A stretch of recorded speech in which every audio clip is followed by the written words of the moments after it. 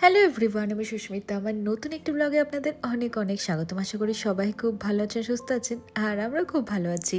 কেরালার ঠেকড়ে থেকে পাইস গার্ডেন ট্যুর সেরে আমরা এবার চলেছি অন্য একটা জায়গায় থাকবো বলে। যদিও বা এখানে থাকার আগে আমাদের কখনো প্ল্যান ছিল না, কিন্তু হঠাৎই কেরালা ঘুরতে এসে আমরা প্ল্যানটা সেরে ফেলি। আপাতত চলো, রাস্তার ধারে একটা নার্সারি দেখতে পেয়েছিলাম। ভেবেছিলাম এখানে যদি আমি এলাচ গাছ পাই তাহলে এলাচ গাছটা সাথে করে অবশ্যই নিয়ে যাব, কারণ ওই পাইস গার্ডেন ট্যুরে এত এলাচ গাছ দেখেছি যে আমার খুব ভালো লেগেছিল। কিন্তু দুঃখের বিষয় হলো, ঠেকড়ে থেকে অনেকটা এগিয়ে আসার পরে তখন আমার মনে হয়েছিল এই যে রাস্তার ধারে এত নার্সারি দেখতে পাচ্ছি, একটা নার্সারিতে দাঁড়িয়ে এলাচ গাছ নেওয়া যেতেই পারে। কিন্তু ঠেকড়ে থেকে অনেকটা দূরে আসাতে হয়তো সেই সব নার্সারিতে আর এলাচ গাছ পেলামই না। ওই যেখানে পাইস গার্ডেন ট্যুর নিয়েছিলাম সেখানেই বা আশেপাশেই কোনো নার্সারিতে আমাকে ওই গাছটা খুঁজতে হতো। যাই হোক, অনেকক্ষণ পরে সেটা মনে হয়েছিল, কিন্তু তখন আর উপায় আর সুযোগ কোনোটাই পাওয়া গেল না। যাই হোক, সেদিনই কিন্তু আমাদের ব্যাঙ্গালোরে ফিরে যাওয়ার কথা ছিল, কিন্তু হঠাৎই আমরা আমাদের ডিসিশন চেঞ্জ করে আরও একদিন কেরালাতে থাকবো বলে এটা ঠিক করে নিই। তো এখন আমরা যাচ্ছি কোট্টায়ামের দিকে। আর দেখুন, রাস্তার ধারে একটা বাড়িতে কত রামভুটান ধরে রয়েছে। তো আমরা গাড়িটাকে একটু দাঁড় করিয়ে রামভুটান গাছ দেখছিলাম। আগে তো কখনো দেখিনি, আর ফলটা ইদানিং এত ফেমাস হয়েছে আর আমার এত ভালো লাগে, তাই ভাবলাম গাছটা কেমন হয় সেটাও দেখিনি। গাছটা না অনেকটা লিচু গাছের মতো দেখতে ছিল, আর পুরো লাল লাল হয়ে রামভুটানগুলো ঝুলছিল, আর সেটা লাল নেট দিয়ে আবার ঢেকে রেখেছিল। যাই হোক, ঘড়িতে যখন প্রায় সন্ধ্যে 6টা থেকে 6:30 মতো বাজে, আমরা চলে এসেছিলাম ঠেকড়া থেকে কিছু ঘন্টা দূরে কুমারাকাম এই রিসর্টে। একদিন আগেই এখানকার রুমটা আমরা বুক করেছিলাম, তার কারণটা পরের দিন সকাল হলে বুঝতে পারবেন। তো দেখতে পেলেন রাস্তার পাশেই বেশ বড়সড় একটা হোটেল, আর একদিন আগে বুক করে যে রুম পেয়ে যাব সেটা ভাবিনি। আর খুব সুন্দর ছিমছাম একটা রুম ছিল। এবার পরের দিন সকালবেলা ওই ভোর 5টা 5:30টায় ঘুম থেকে উঠে 6:30টার মধ্যে আমরা বেরিয়ে গিয়েছিলাম একটা খুব সুন্দর জায়গায় যাব বলে, যেটা আমাদের হোটেল থেকে খুব বেশি নয়, 20 মিনিটের দূরত্বে ছিল। এই যে দেখুন সেই সুন্দর জায়গাটা। আজকাল কেরালার এই জায়গাটা কিন্তু ভীষণ ফেমাস হয়েছে।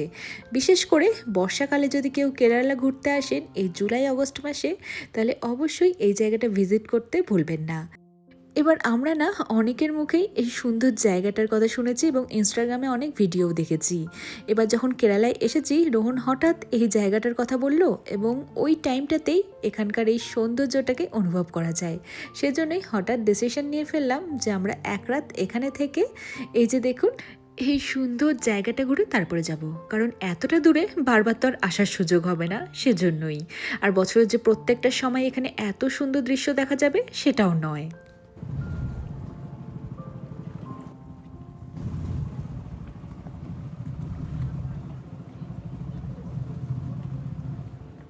এবার চলুন ডিটেলসে এই জায়গাটা সম্পর্কে আপনাদেরকে জানাই। এটা হলো কেরালার মালারিক্কালের ফেমাস ওয়াটার লিলি পন্ড, যাদের আমরা শাপলা ফুল হিসেবে চিনি। আর এই শাপলা ফুল হয়তো আমাদের বাড়ির আশেপাশে খুঁজে দেখলে অনেক জায়গায় দেখা যাবে, তবে সৌন্দর্যকে হয়তো আমরা এত গুরুত্ব দিইনি। যদিও বা আমি তো শুধু এর আগে সাদা শাপলা ফুলই দেখেছি, তবে এখানে এসে দেখুন কত সুন্দর সুন্দর গোলাপি রঙের শাপলা ফুল দেখতে পাচ্ছি, যেন মনে হচ্ছে গোলাপি পদ্ম ফুলই। তবে শাপলা ফুলও তার সৌন্দর্যের দিক দিয়ে কোনো অংশে কম নয়, বলুন। আর এই শাপলা ফুলকে আরও কাছের থেকে দেখতে গেলে এখানে বোট পাওয়া যায়। তো সেই বোটগুলো আমরা ভাড়া করে নিয়েছিলাম, আর প্রত্যেকটা বোটের ভাড়া কিন্তু একদম ফিক্সড, কোনো রকম দরদাম চলে না।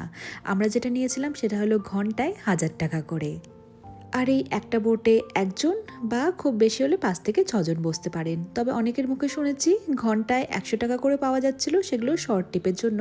কিন্তু আমরা দেখিনি, আমরা লং ট্রিপের জন্যই ওই ঘন্টায় 1000 টাকা করে এই বোটগুলো ভাড়া করেছিলাম। কারণ এখানে অন্তত এসে 1 ঘন্টা যদি না থাকতে পারি তাহলে আর কী বা থাকলাম।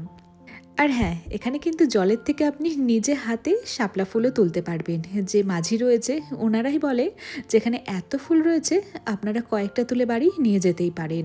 তো চলুন কিছু শাপলা ফুল তুলে নেওয়া যাক। ওর তোর ভাগ্যে নাই। এই দেখো।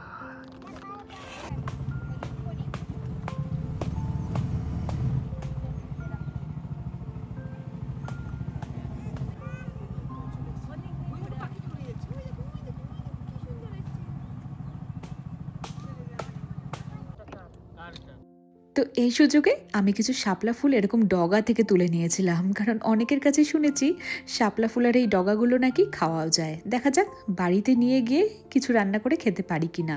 তবে এগুলোর মধ্যে এত কাদা লেগেছিল না, আমার পুরো সাদা শাড়িটা কাদা কাদা হয়ে গিয়েছিল। তবে কিছুক্ষণের জন্য হলেও এই 2 মাস কেরালার একটা অংশ যে পুরো গোলাপি রঙের হয়ে থাকে, আর সেটাই এই সময় কেরালায় ঘুরতে এসে সেই গোলাপি রঙের কিছুটা ছোঁয়া পেয়ে আমাদেরও ভালো লাগছে। কিন্তু চলুন এবার তাড়াতাড়ি পাড়ে ফিরতে হবে, যে ওদিকে আকাশে কালো ঘন মেঘ ঘনিয়ে এসেছে আর বৃষ্টি এই ঝমঝমিয়ে এলো বলে। কিন্তু হ্যাঁ, যতটা বৃষ্টি ভেবেছিলাম সেই হিসেবে কিন্তু বৃষ্টি হয়নি। যদিও বা এখন কিন্তু এই জায়গাটা বৃষ্টির জন্য শুনেছি কিছুদিন বন্ধ রয়েছে। আমরা জুলাই মাসের ফার্স্ট উইকে এসেছিলাম আর খুব ভালো ওয়েদার পেয়েছিলাম। এবার চলুন হোটেলে ফিরে এসে ঝটপট ফ্রেশ হয়ে ব্রেকফাস্ট করে আমরা বেরিয়ে পড়ি ব্যাঙ্গালোরের উদ্দেশ্যে। আর আসার সময় তো আমাদের প্রায় 9 ঘন্টা মতো সময় লেগেছিল। এবার যেহেতু কেরালার একটা অন্য পার্ট থেকে আমরা যাচ্ছি, সেজন্য একটু ঘুরে কোচি হয়ে যেতে হবে। সেজন্য হয়তো আমাদের সেখান থেকে 10 থেকে 11 ঘন্টা সময় লেগে যেতে পারে।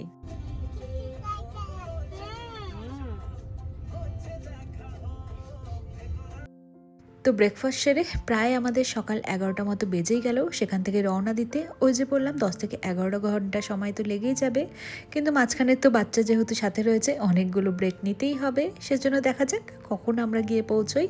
আপাতত এই সুন্দর জায়গাটাকে ছেড়ে যেতে একদম মন চাইছিল না, বিশেষ করে এখানে এত সুন্দর ন্যাচারাল বিউটি রয়েছে, মানে চারিদিকে প্রাকৃতিক সম্পদে ভরপুর, প্রাকৃতিক খনি বলতে পারেন। এত গাছপালা, সবুজে মোড়া একটা রাজ্য, কোথাও কোনো নোংরা নেই, পরিষ্কার পরিচ্ছন্ন একটা জায়গা। সত্যি বলতে এখানে এলে পরে মনটা খুব ভালো হয়ে যাবে। দেখা যাক আবার কোনো দিন কেরালার অন্য কোনো জায়গা আমরা এইভাবেই গাড়ি নিয়ে এক্সপ্লোর করতে পারি কিনা। আপাতত কিট্টুকে ঘুম পাড়িয়ে দিয়েছি, ও আমাদের সাথে কোন সকালে উঠেছিল সেই ওয়াটার লিলি দেখতে যাওয়ার জন্য, এজন্য গাড়িতে উঠে দেখুন ঘুমিয়ে গিয়েছে। আর ওদিকে আকাশ এখন কালো মেঘে ঢাকা। কিছুক্ষণ আগে বৃষ্টি পেয়েছিলাম, এখন মনে হয় সেই মেঘগুলো এদিকে আসছে, আর কিছুক্ষণ পরে এদিকটাও হয়তো ঝমঝমিয়ে বৃষ্টি নেমে এলো বলে। সত্যি বলতে যে কদিন আমরা কেরালায় ছিলাম বেশ ভালো ওয়েদার পেয়েছিলাম, না খুব বেশি বৃষ্টি না খুব বেশি রোদ। তবে আমরা বহু বছর আগে ডিসেম্বরে কেরালায় ঘুরতে এসেছিলাম, তখন এতটা ভালো লাগেনি যতটা না বর্ষাকালে এসে ভালো লেগেছে। কিন্তু হ্যাঁ, একটুখানি ওয়েদার প্রেডিকশন দেখে আসা উচিত, খুব বৃষ্টিতেও এই পাহাড়ি এলাকা অ্যাভয়েড করা উচিত। যাই হোক, এই যে দেখুন এবার একটা বিশাল বড় টানেল দিয়ে আমরা যখন টানেল থেকে বেরোলাম তখন ঝমঝমিয়ে বৃষ্টি অলরেডি শুরু হয়ে গিয়েছে, মানে আশেপাশে সামনে কিচ্ছু দেখা যাচ্ছিল না।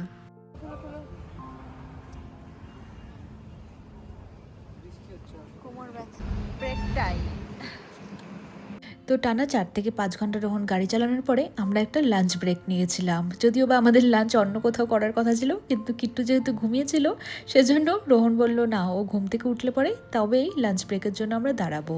আপাতত লাঞ্চ সেরে নিয়ে যখন আমরা বেরোলাম ঠিক ওখান থেকে অনেকটা জ্যাম পেয়েছিলাম, কোনো একটা দুর্ঘটনা হয়তো ঘটেছিল।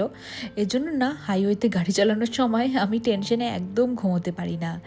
আবার দেখুন রাতের বেলাতেও প্রচণ্ড বৃষ্টি, মানে সেদিন আমরা সারাদিন বৃষ্টিই পেয়েছিলাম।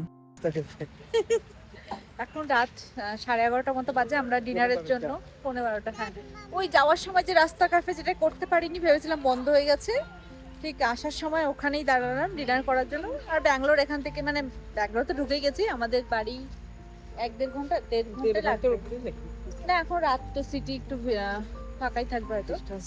এখন আমরা ডিনার করব, আর আরো দেরি হলো। রাস্তায় কি ওয়েদার খারাপ, এত বৃষ্টি, আর এই সব ক্যাফে বন্ধ হয়ে গেছে এখন রাতে, এখন শুধু এটাই খোলা রয়েছে। কাদা নাকি? তো এই রাস্তা ক্যাফে কটা অবধি খোলা থাকে?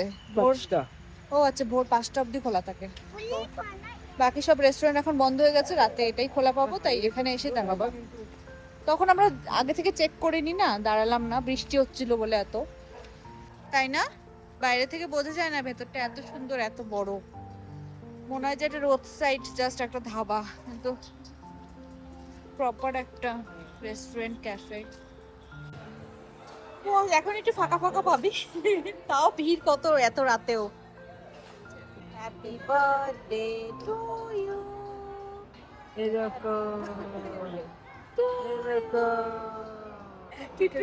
দেখা যাচ্ছে না, খাবে তুমি বাবাকে খাইয়ে দাও একটু।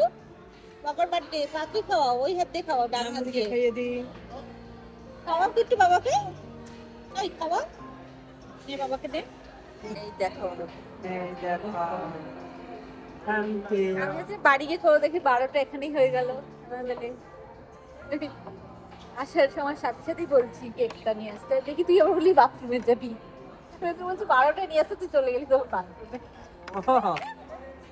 তোমাকে রাইস করেছি ওদের এখানে আলাদা করে ভাত রুটি নেই এরকম কম্বো নিতে হবে তো কিট্টুর জন্য ওই জন্য ঘি রাইস নিয়েছি চিকেনটা রুটি যদি একটু তন্দুরি রুটি খাই তো খাবে ঘি রাইস কে নাও এই দেখ কালকে তো আমরা ভিডিওটা শেষই করিনি কিট্টু কালকে আমরা বাড়িতে যখন ঢুকি তখন রাত 3টে বাজে কিট্টু ঘুমিয়ে গেছিল গাড়িতে যথারীতি ও এসে ওঠেনি ওকে ড্রেস ট্রেস ওইভাবে ঘুমন্ত অবস্থায় চেঞ্জ করে দিয়েছি আজ আবার সকালে উঠে গেছে 9:30-10টার মধ্যে আজ আর একটু ঘুমাতে পারতেই যে অবস্থা এই যে শুরু হুলুস্থুলু কাণ্ড কিট্টু কেমন হলো মজা কিন্তু রাস্তা ক্যাফের খাবার সত্যি একদম ভালো ছিল না জানি না কেন এত ফেমাস বলে খাবার মানে কিট্টু তো খুবই অসুবিধা হচ্ছে রুটি না থাকো অ্যাটলিস্ট প্লেন রাইসটা পেলে ভালো হতো ঘি রাইস ছিল সেটার মধ্যে আবার লঙ্কা দেওয়া তো খুব একটা খেতে পারিনি যাই হোক এখন কিট্টু বাড়িতে এসে ভাত টাত খাবে কিট্টু বাই বলে দাও বাই